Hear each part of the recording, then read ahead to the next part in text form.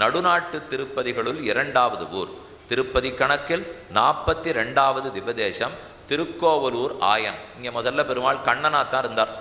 ஆயன்னா கண்ணனும் இல்லையோ, ஆதி காலத்தில் கண்ணனாக இருந்தார். இன்றைக்கும் கோவிலில் நுழைச்சவே கண்ணன் சன்னதி தான். உள்ள நுழைந்தா பெருமாளுக்கு கண்ணனுக்கு தான் சன்னதி. அதுக்கப்புறம் உள்ளே வந்தால் இப்போ ரொம்ப பெரிய பெருமாளா திருவிக்கிரம பெருமாள், திருக்கோவலூர் ஆயன் பெருமாள் பெரியவர் ஆயிட்டார். அந்த மாதிரி இப்போ திருவிக்கிரம பெருமாள் தான் எல்லாருக்கும் தெரியும். அந்த சன்னதி சொல்லி தெரிஞ்சு போய் கதவை திறந்து சேவை பண்ணி வைக்குவோன்னு தான் தெரியவே தெரியும். ஆனால் கண்ணன் தான் முதல்ல இருந்தார். ஏன் சொல்கிறேன், பஞ்சகிருஷ்ண க்ஷேத்திரத்தில் ஒன்று மட்டும் இன்னும் நம்ம பார்க்கல.